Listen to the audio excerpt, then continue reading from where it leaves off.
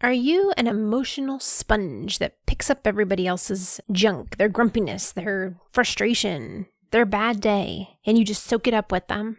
Let's discuss. Are you overwhelmed by motherhood and barely keeping your head above water? Are you confused and frustrated by how all the other moms make it look so easy? You can't figure out how to manage the chaos in your mind, your home, or your family. I get you, mama. Parenting with ADHD is hard. Here is your permission slip to let go of the Pinterest-worthy visions of organization and structure fit for everyone else. Let's do life like our brains do life, creatively, lovingly, and with all our might. When we embrace who we are and how our brains work, we can figure out how to live our lives successfully and, in turn, lead our families well. At the end of the day, we just want to be good moms, but spoiler alert, you are already a great mom. ADHD does not mean you're doomed to be a hot mess, mama. You can rewrite your story from shame spiral to success story, and I'll be right here beside you to cheer you on. Welcome to Motherhood in ADHD. Hey there, Successful Mama. It's your friend, Patricia Sung. So today in Lighthouse, we were talking about keeping other people's emotions out and being able to uphold your boundaries, and the whole concept of boundaries are for you to keep you safe, not to keep other people out, but it's really to protect you. Because when we have ADHD, we tend to be very stereotypical here. We tend to be pretty perceptive towards other people's emotions, and we tend to suck them up. And this isn't true of everybody. And I really wish this wasn't one of my things, because this has been a struggle for me since I was a little kid. But quite a few of us have this tendency to absorb other people's emotions. We just notice that something's amiss. We notice when people are having a bad day. But the problem is when we are soaking up everybody else's emotions, it then affects our emotions, and then we get more frustrated. We get more overwhelmed. We have a grown up temper tantrum. It has been a horrible day and I'm mad at everybody. Maybe you're yelling at everybody. Maybe you are curled up in a ball on the couch on your phone. I'm not talking to anybody. I'm just going to be over here by myself. Don't talk to me. When we get in this place where we're okay, I was fine a couple seconds ago and now I'm a mess. What happened? It can be really frustrating. We can start to beat ourselves up thinking there's something wrong with us. I was fine a minute ago. Why am I yelling at everybody now?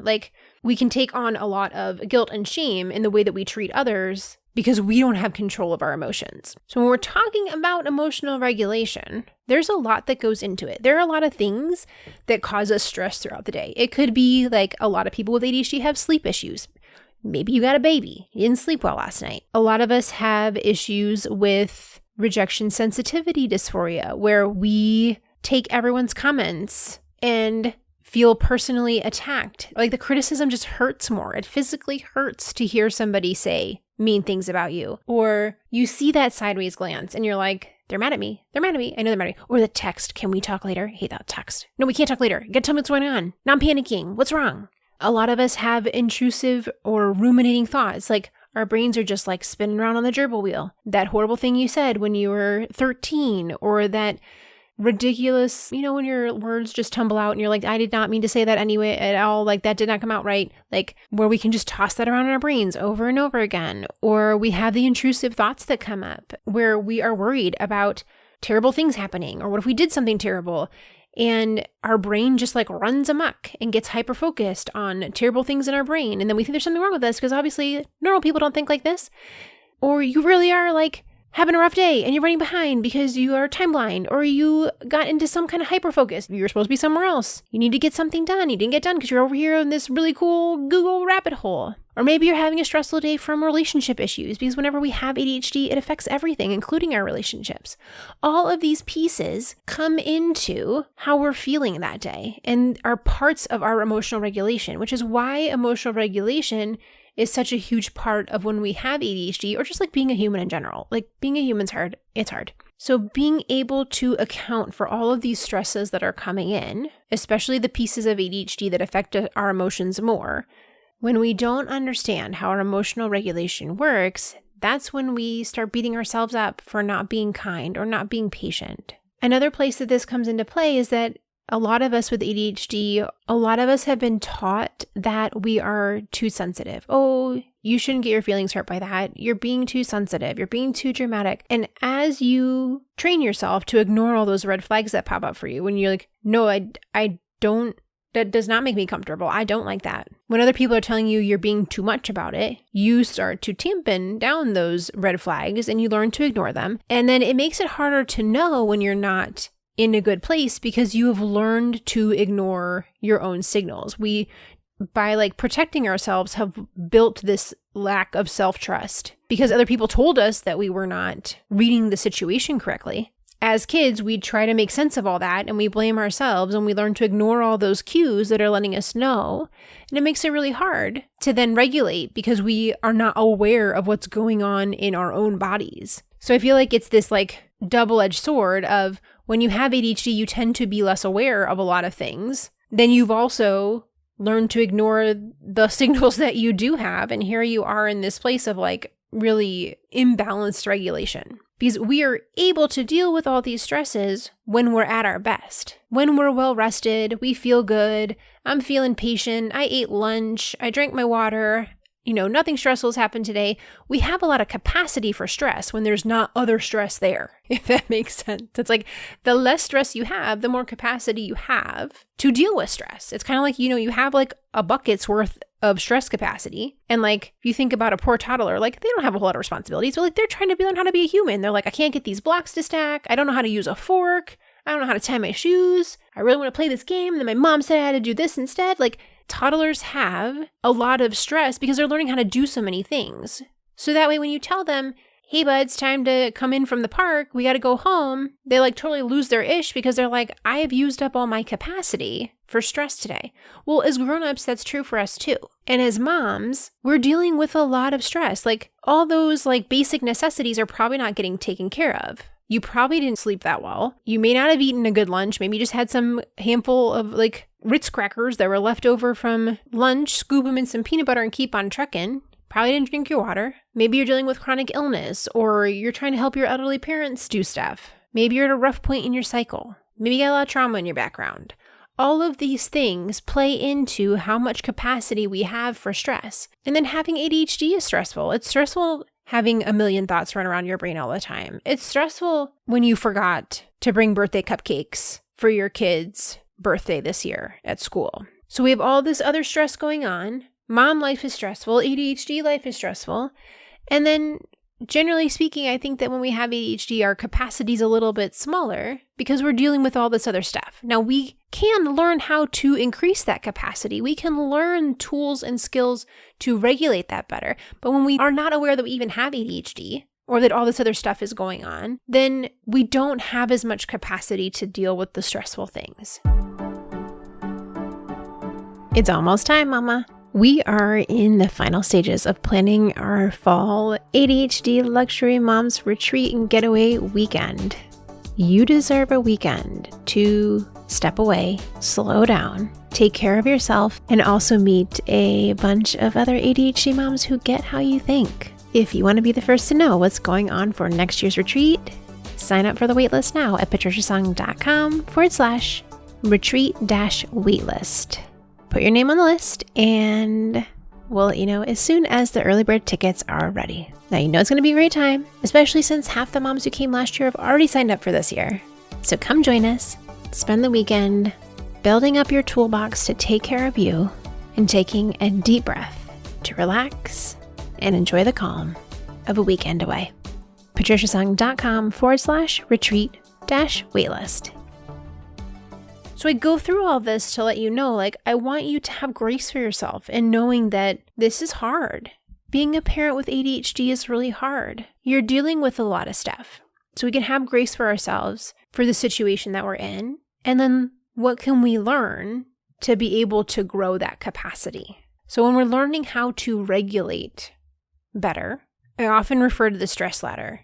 So when I draw my stress ladder, if you've been to any class that I've been taught, the retreat, in the community, like whenever I talk about the stress ladder, I have this awesome drawing that Laura Madison made me.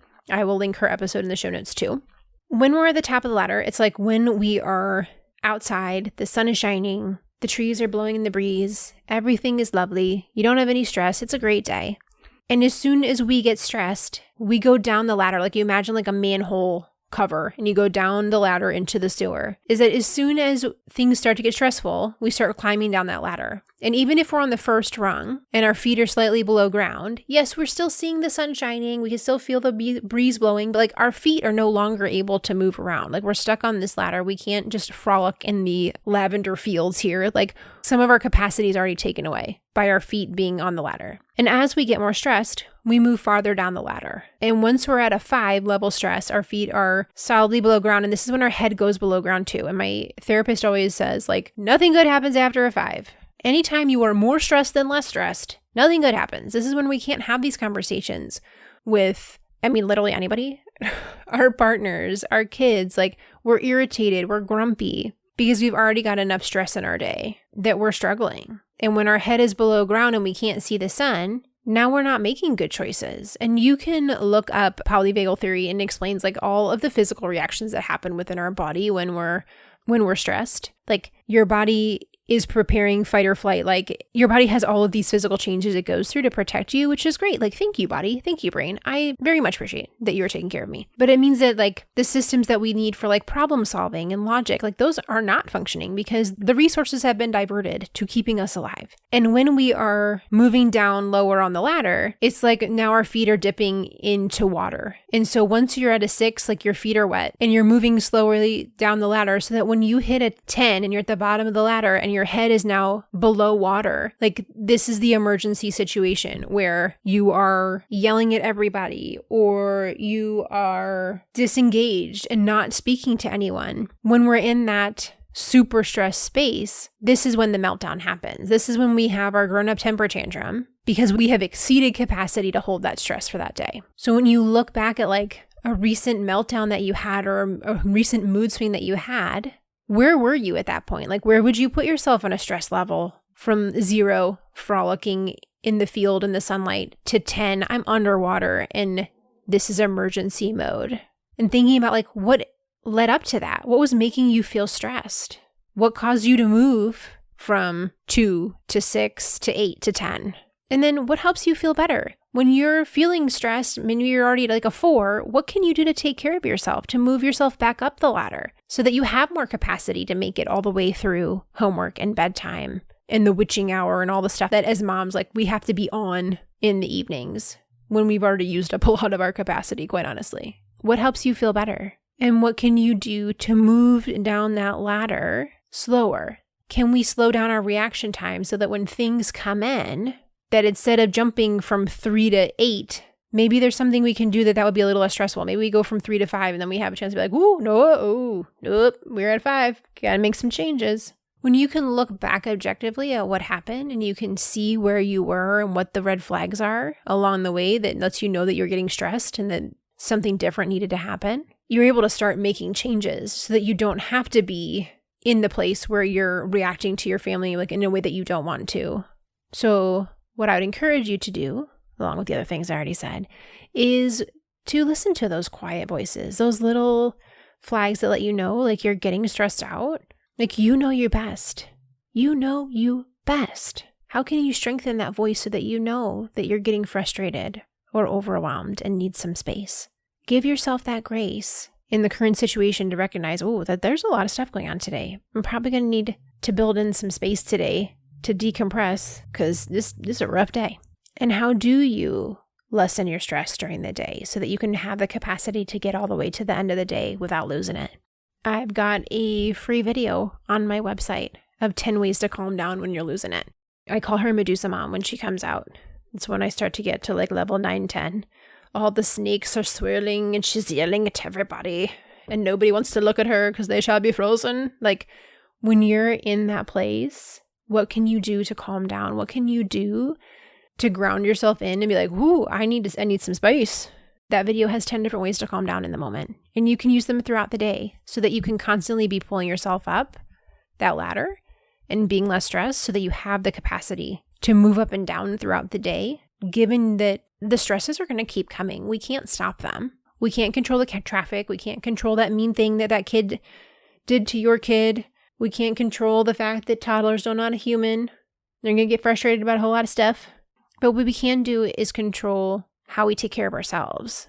So I hope that this episode gives you a little insight into why you feel like you're super stressed. Why do you feel like you're frustrated so easily? Why are you having these meltdowns or tantrums or anger explosions? And at having that awareness of what you need in order to show up the way that you want to show up, that you can learn the tools and the skills and the strategies to do that and to show up the way that you want as a mom, and that you are worth spending that time and that effort on yourself. Because when you take care of you, everyone in the family reaps the benefit of having a mom who is calm and present and has it together most days.